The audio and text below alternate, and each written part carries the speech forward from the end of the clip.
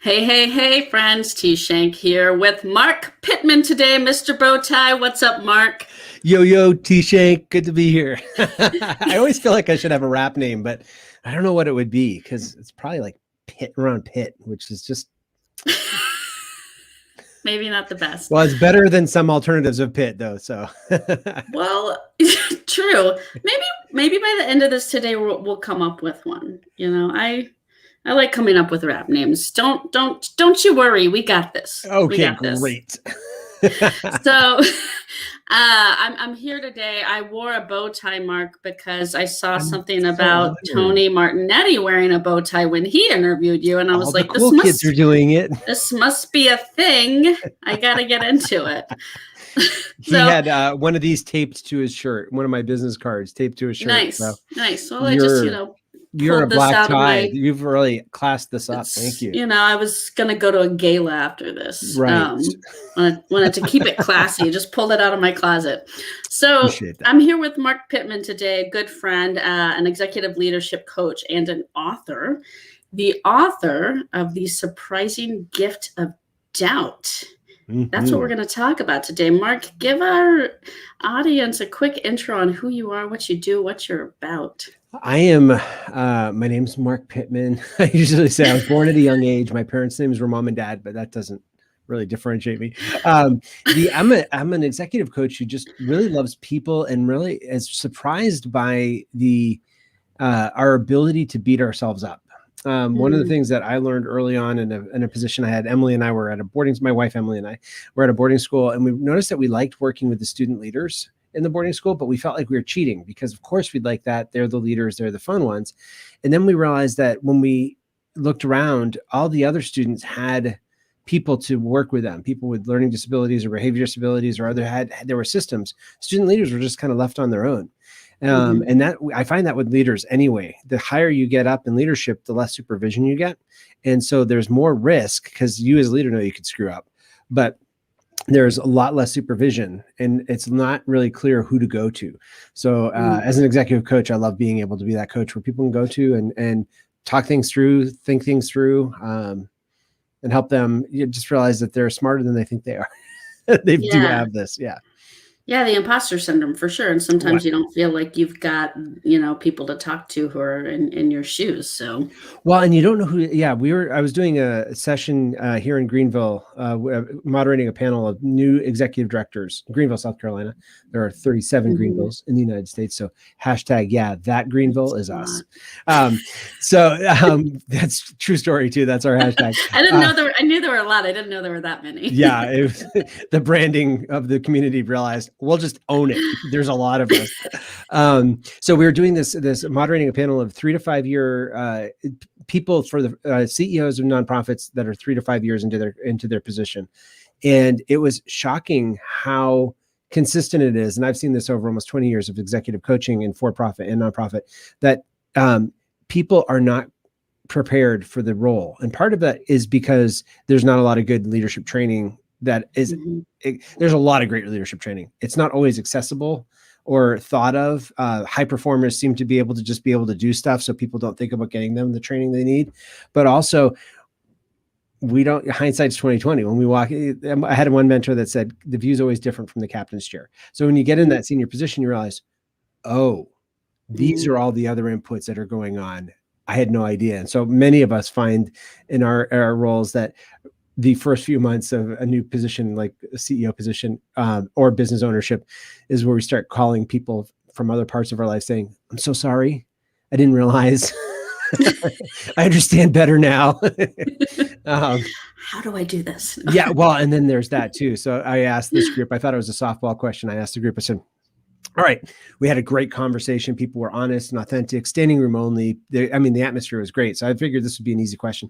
3 to 5 years into your CEO business, your work position, when did you start sleeping through the night again?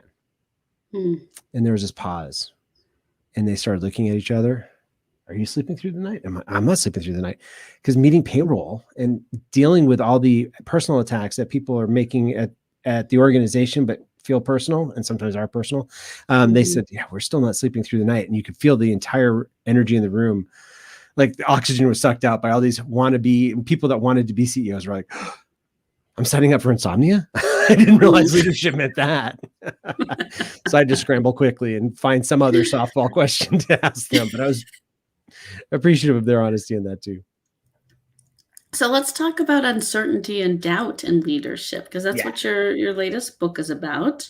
I'm intrigued by the title, as I'm sure many people are. It's called The Surprising Gift of Doubt. It is.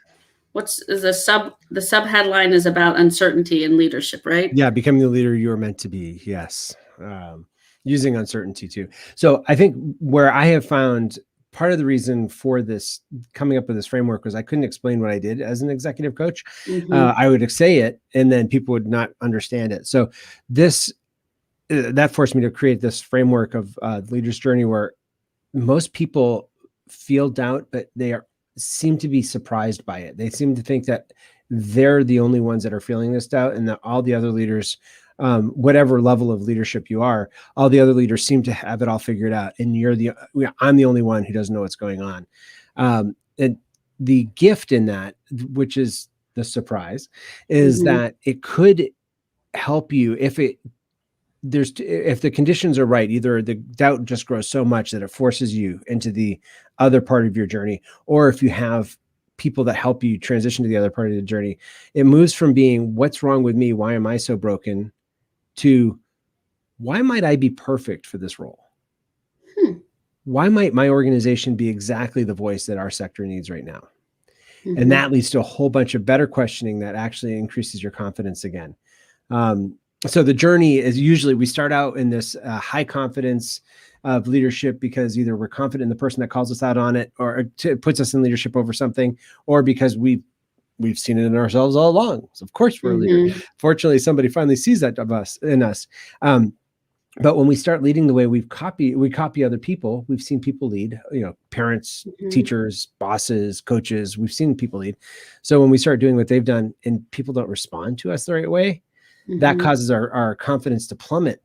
And we start trying to fix what's wrong. And that's why I call quadrant 1 is the copying, quadrant 2 is the experimenting, where we just trying to find what's the certification, what's the degree, what's the webinar, the framework, the book, the podcast, the people. There's a lot of good information there, but we're still looking externally for the fix that is wrong with us. And that is where most leaders seem to just live most of their life. They lurch from success to success, always knowing that all of their deficiencies, while everybody else around them says, oh no, they got it, they're good. They just keep doing success. But there's this kind of like the Wizard of Oz. Do you remember that? Don't look at the man behind the curtain, pay no attention to the man. We're afraid that someone's going to pull the curtain open and realize it's just us. Where the transformation happens is moving to quadrant 3 leadership, where the doubt pushes you to look internally. So instead of just looking at external clues, you start looking inside and wonder, all right, I consistently don't do this well. Is that a feature or a benefit? Is that a feature or a bug? Is that something I need to squash? Or is that something that is a way that I get to operate, a difference that I bring to the table? Or my organization consistently doesn't resonate with this standard way of doing things. Is that because we need to get in line? Or is it because we're offering an alternative to the sector that hasn't been done before? And as you start going through that process, and there are lots of tools and strategies and all that I share in the book, that you build your confidence back up, and you have this much more focused view because you know where to look. You have the whole map of your journey, and you know that, do I need to copy people? Do I need to look for programs that can educate us? Do I need to look internally and see why we're different? And you have the language to be able to talk about it with yourself and with your team as to why you're different. So is it that I'm excited about this stuff? Can't you tell? A little bit. A little excited. It's why we got dressed up. So just to make sure we're following. So the uncertainty, the doubt that leaders often feel, maybe the loneliness even, and the imposter syndrome is kind of in that second quadrant, and that is what forces someone into looking inward, hopefully, right? Like the hope is that you move yourself into that quadrant. Yeah. When we did a study with leaders, this is also nonprofit CEOs, a full 10%, 1 in 10 CEOs don't feel they have zero confidence in their ability to lead. And that's just chilling. Say that number again? How many? 1 in 10. 1 in 10. Yes. If you're around the table at a gala and saw CEOs, at least one of those people feels like they have zero confidence in their ability to lead. And there are something like 3 of the others have low confidence in their ability to lead. And it's similar in business. Center for Creative Leadership tried to figure out what's the one thing that causes stress for business leaders. And they couldn't, because it was 4 things: bosses, supervisors, peers, and clients were all equally stressful, and they're all people. So that kind of isolation and frustration, hopefully it's either you languish in that and you just feel awful for a lot and feel like you're faking it, or you change careers. That's what a lot of people do is maybe it'll be different in the new place. But sometimes that pushes you into the introspection, and there's so much more mindfulness teaching going on. There's so much more healthy, some people call it self-care, some other things. There's healthy practices that start creating that atmosphere for, on your own, being able to start questioning your assumptions. And coaching can be a great way of doing that. Having good supervisors, having mentors. I don't know for you and your career, but for me, I found being on peers that are in an association, being on a board of an association has been very helpful with people outside my organization, because they were able to reflect back to me when I was the problem and when it was a system problem, not me. Yeah. I think it's important. I have along the way found a lot of mentors that who have different experience than me, and I lean into them. I recently completed a master class of other entrepreneurs. So kind of through the process of thinking about our businesses, we all kind of mentored and leaned on each other. And then I work with I like co-mentoring. So nice. I have a good friend where we both own our own businesses, and we co-mentor each other. We just meet pretty regularly and kind of coach each other, and it's great. And I think it's necessary to find your people that you can do that. I have a friend that I've called for over a decade. We just made it a standing Monday call, and we've created products together at times. Other times we've just talked about different life issues, and it's the one person that, aside from my bookkeeper and my wife, that I would feel comfortable sharing my books with. It grew to that point, but that feels really vulnerable. It's like, I don't want people to see that. It is exactly. So you kind of pick your people that you can do that with, and be very real and be very candid with, because when you can open up, that's when you can really dig in and actually help each other. Totally. So based on like all of your study on this over the years, can we dig into why the imposter syndrome happens in the first place? Then I want to get into the 4th quadrant and whatever that is and how you get into it. But I'm curious to get under the hood a little bit on, like, why does this imposter syndrome stuff happen to so many CEOs in the first place? I think, and I'd love to hear what your thoughts are, but I think it's in part because of the systems that we're raised in. When we're often, like, just think of school. We're not graded. And when we're graded, we're not told, hey, good for you for getting 85. We're often told, where's the extra 15%? Or you got a 96, where's the 4? Perfection seems to be what we're striving for. In job performance also, it's not, the stuff you're good at seems to be taken for granted and blown off, and it's the stuff you need to work on. Hey, you're really good at this particular thing, but you need to work over here. So this next year, we're going to have you focus on this place that you really don't perform well. And we're going to expect the good stuff to happen too. And so we get, I don't know if it's nurture or nature, but it definitely reinforces the negativity bias that we have of, I guess people tell me that way back in the day when we were hunter-gatherers, negativity was a shortcut for us of, is this a threat or not? And there were lots of things that could be comfortable for us, but the negative stuff could kill us. So we have this negativity bias. And so I think that just feeds this feeling of we're not adequate. Then also we have multi-billion-dollar industries that are telling us we're not adequate. Food, cosmetics, clothing, cars. We have an entire economy built on you're falling short, you don't measure up, you're not quite enough. But if you had this one extra thing, then you'd be the hottest thing at the party. So I think that it all kind of it works together in the stew. But what about you? What do you think that in your experience working with people, why? Yeah, I think that I think that's probably a lot of it. I think there's a lot of just fear and shame and judgment that's built in to our society, our expectations of ourselves. It's like, yeah, you're right. Nothing's ever good enough. Oftentimes there's always more and more and more. There's always more we could do. Yeah. So there's always more. You know, Cherian Koshi. Cherian and I, Cherian invited me to write a paper. Yeah, I told him to show up to this today. No. Yeah, well, he's got a call. We were just talking beforehand. He and I are writing a paper on how slavery economics impact the values that were imputed in slavery economics is in our productivity culture. And a lot of that is extracting as much labor as possible, where enough is never enough. We need to extract more. And that is something that, it's really easy for us to fall into. And you mentioned shame too. Shame is huge. There's an interesting book that a person I really respect, Suzanne Stabile, talked about. It's called The Soul of Shame. It's by an ER doc.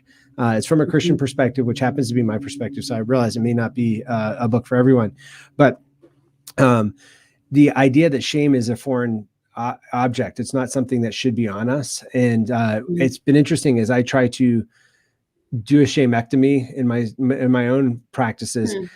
There's this cleanliness of, no, you need me because you're not safe on your own. Left to your own devices, you'd go off the rails. And I think a lot of us have that sort of experience where instead of being a helpful guardrail, it's really the restraining bolt like R2-D2 had in Star Wars. It holds us back. It's keeping us from flourishing and being all that we can be. But there aren't a lot of systems that show us how to flourish. So I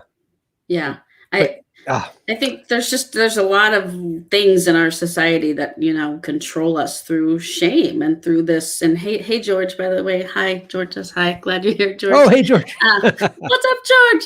So I do think that that's the root of a lot of it. And because of our shame that we're either maybe taught at a young age or taught by society or taught like by what you said, we're not worthy, we're not good enough, we have enough makeup, we don't have the fanciest car. I think all of these things feed into us feeling inadequate. And what I hope that we can get to as a place, and what leaders can get to as a place where they realize there's a point at which you have to balance more and achieving things and finding success and finding happiness, but not at the expense of, well, I'm just gonna freaking run myself ragged and never sleep at night. Well, and in leadership in particular, the higher you get up in leadership, the more the pressures are, because there's more people's telling you, oh yeah, you really don't measure up. There's all sort, like the Creative Center for Creative Leadership study of all 4 different pressures that people are putting on in nonprofit executive directors know that your board is consistently often, because we don't onboard well, there may be well-intentioned, sometimes they're not well-intentioned, but they're often telling you where you're not measuring up. Your staff is often seeing gaps in performance that they wish you would fill. Your clients may or may not be pressure on you, but you want to serve them really well. And then there's this whole 4th group, donors, who, oh, by the way, fund the cause, and you do need to learn their dialect. As any storekeeper needs to learn how to communicate to customers. It's not a injustice that you have to learn to talk to donors, but it's a big surprise. And so those all are and there's never, and so much of what you said, there's always more to do. One of the things that I find often happens with the leaders that the high performers I tend to work with, is that they haven't really taken the time to define what's enough. And so they always see where I could be calling more people, but they only have 24 hours in a day, and not all of it's supposed to be doing work. A lot of the times they have other responsibilities or interests, but they're saying, well, I shouldn't have been doing all of this really good stuff over here because that meant I wasn't doing this other good stuff. And so it's trying to help people define, well, wait, what is your measure of success? How do you define that? And that's what moves people to the 4th level. When you're to the 4th quadrant, when you're looking at your values, just doing a quick values inventory. If you Google that, they're all over the place. There's one on conquerleadershipgroup.com/values. There's also one there, but it's just basically a list of words, phrases, and adjectives, and figuring out which ones resonate with you. When you get clear on that, it helps you make better decisions in the moment, because you may not be able to go through a flow chart of decision making, but you're able to say, oh, but I value this, so this may be a better way to go.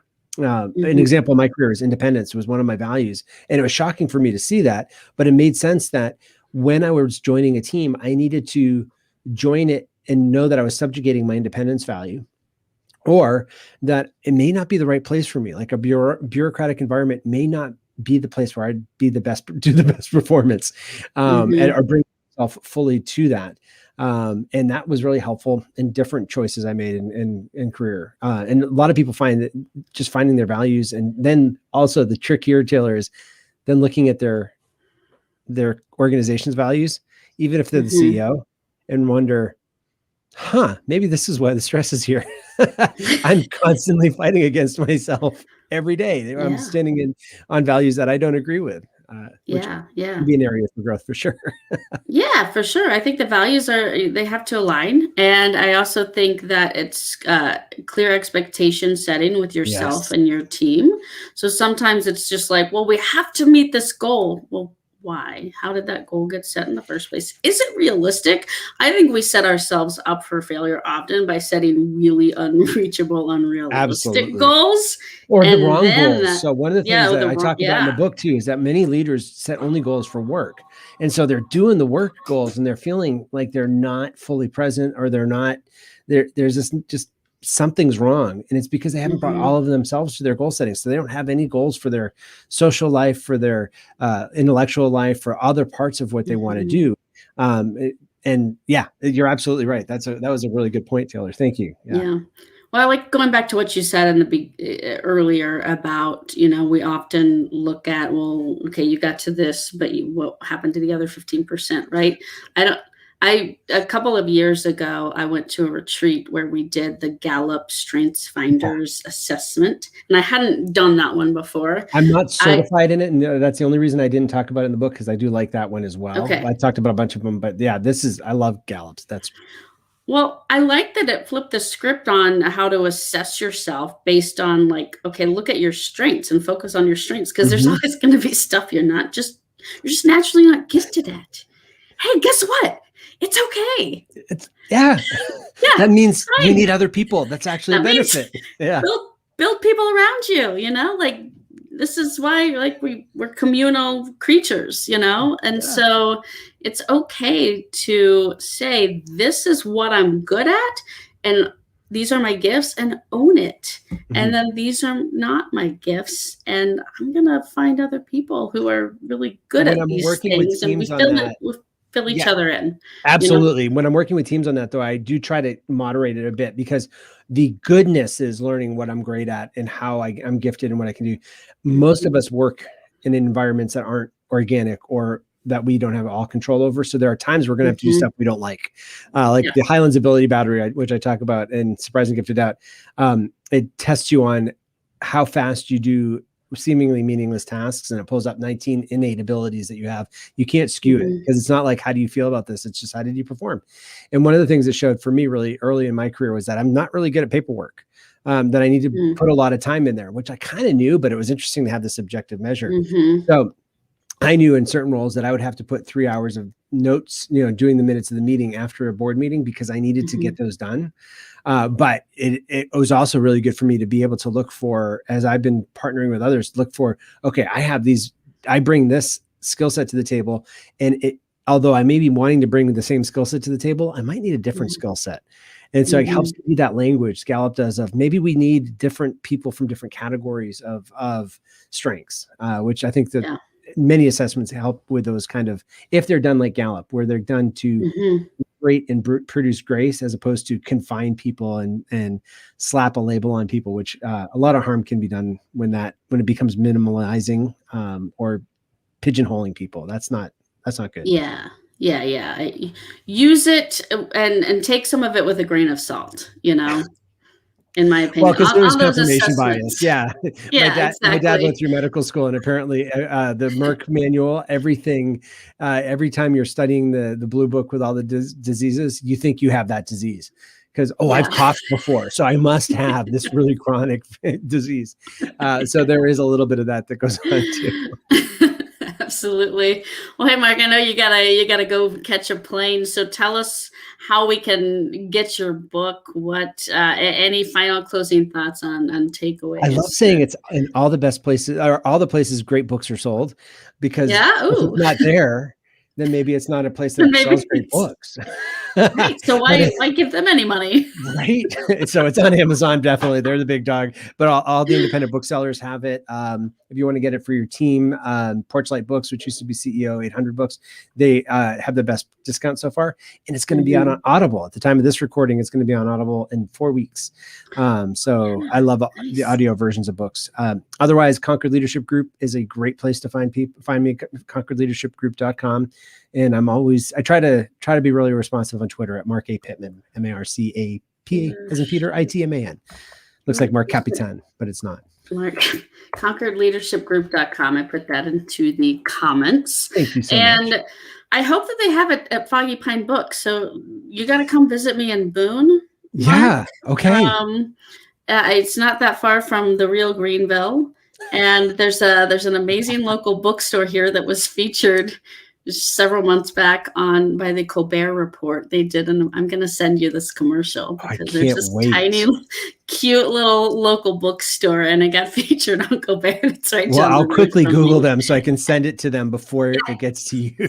Foggy Pine Books. Please make sure your book's there. I'll go pick it up. It'll be a whole thing. I'll wear the bow tie the whole time. It'll be great. That's beautiful.